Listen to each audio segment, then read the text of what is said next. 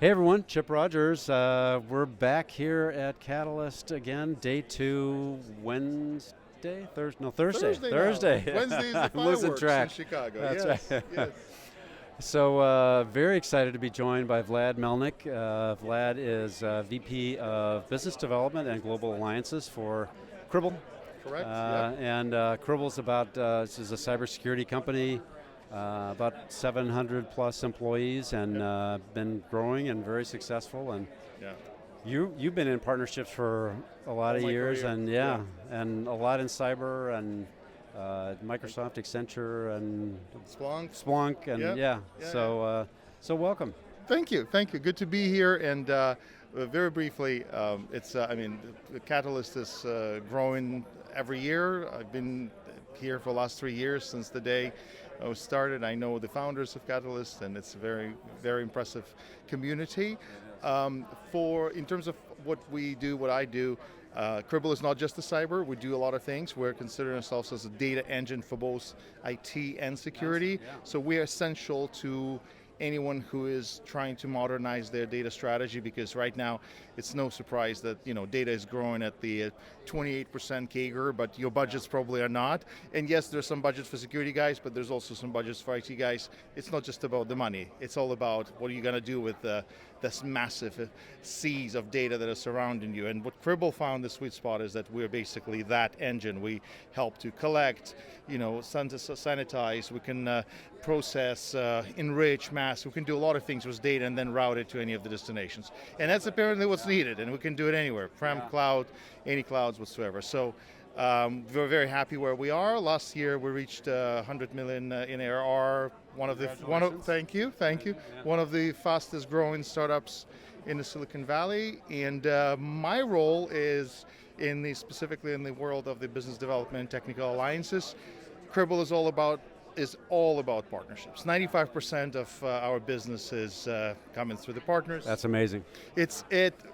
Again, it's back to the initial guiding principles of how the company was founded, how we built it. Again, I worked with the founders previously in my days at Splunk, and when I came in, the message was, well, we are partner focused. We're partners. Kind of partnerships is central to our life being. But at the end of the day, with all of it, everything I just told you about the data around, it means that you have to integrate with all of these various partners, and then, well, integrations almost mean immediately that you have to have great relationships built and some sort of a partnership strategy around them. So what happened is that now we, instead of just having a solid channel strategy, we have pretty much synthesized all kind of various type of partnerships with the GSIs, we have OEMs, we now have launched a brand new technical alliance program as well, and it's been very, very successful since the day we launched. Literally in May, it went all live. Within an hour, we started seeing people sending us applications. Yeah, and I thought it was so funny. If you'll actually appreciate it, we thought for a second it was spam.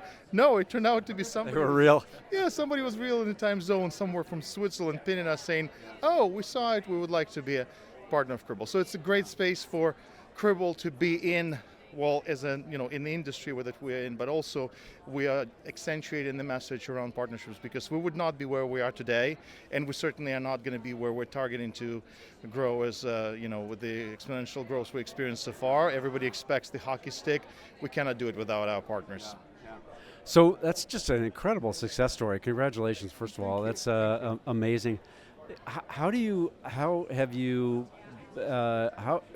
me about how that happened. How did you bring your organization along to partner together, and then how do you get your sales teams to co-sell and work with the partners? You got all these great integrations, right? Like, how do you get them to work together to go, hey, let's go this is good for both of us, let's go sell it. So a couple of tips and tricks, so to speak, of the trade. First, you can't do it all at the same time. So that was the challenge to begin with, and again, Cribl founders and the way how we have our own kind of, the mentality there is like the fact that we can do all types of partnerships doesn't mean that we have to do them, or we can do them well immediately this year. So prioritize, literally come in with a scalpel, with a laser cutting knife of what we will not invest in this particular fiscal year. So it's how it's all started. You kind of have to work with the resellers of the world, in the usual cohort of Optives, GuidePoints, WWTs, you name it, all of them. And then this is what the initial focus, okay, make sure that our own field is very well partnered with the channel teams that allows to basically push and drive Cribl revenue through these strategies that are specifically created with the channel. And then you start looking into services with the MSP, MSSPs. Managed services are on fire right now, no surprise, and it's both in IT and security. And then you start looking into the bigger players as you grow, because a couple years ago, maybe Accenture or Deloitte would be like interested in seeing, oh, where's Cribl? Interesting. Oh, what does Cribl do? Well, you guys are too small for us. So we were too small for them. Now they're coming all to us saying, hey, we've heard that you guys are very interesting, multi-product company that allows to fix these concrete problems for our customers. Right. We would like you to become part of our reference architectures. We would like to figure out how to build. Yeah, when you hear about it from like guys from Accenture, and I spent some time working for Accenture, I know what I'm talking about. This is like, interesting. You are now on their radar. Yeah. Same thing is actually going to happen with the big boys, like what we call Three Amigos cloud hyperscalers. Your Microsoft, your AWS, Microsoft, Google, yeah. and some other also that are coming in. The same thing. It's like, well, now they're noticing. But the message is, if you tell them, yeah, you're ready, let's do this, and then you say, yeah, you say A, and then you cannot say B, C, D, you cannot basically commit to it, then you're like a clown. You're like, well, you cannot really do anything. You're saying you're going to work with them, but you're not ready to commit. There are no resources, there's no budget, there's no real concrete plans. So back to the message, and I know I'm talking a lot today, but this is the secret of a trade. You figure out the strategy, and the most important part of any strategy, but in partnership strategies even more so, is you figure out exactly not just what you're gonna do, but what exactly you're gonna cut and not do this year. That allows focus, that allows prioritization, that also allows the very clean and clear message to some of the partners who are coming and want to work with you, saying, well, we're just not ready. We're not equipped to work with you. So be truthful to yourself, be very direct, and communicate that. So that was it. And then, as I mentioned earlier, once you say A, make sure that you know the rest of the alphabet. You know that the steps and the effort you need to put in to basically cook the whole enchilada. You cannot do them all, but once you started working with the big boys, you want to make sure that you're ready. And then they see it, and then they treat you as such. You basically now have a seat at the table, just like Cribl does. So. Yeah, that's amazing.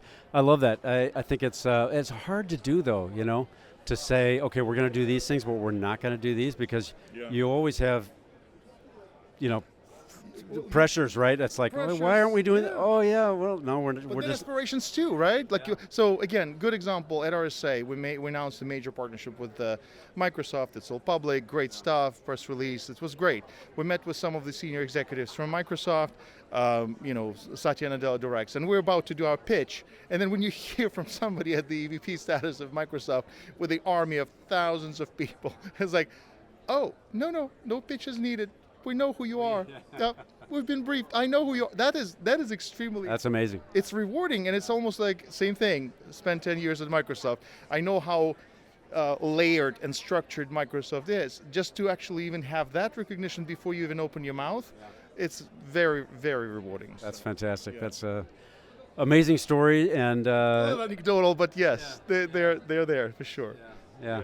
Well, Vlad, thank you so much for stopping by and sharing some of your experiences. Great advice, great ideas for people, and congrats on the success, and have a great rest of the day. And I'll just leave you with this one last tidbit, which is, again, strategy is great, but it could be the best strategy in the world, great PowerPoint slides.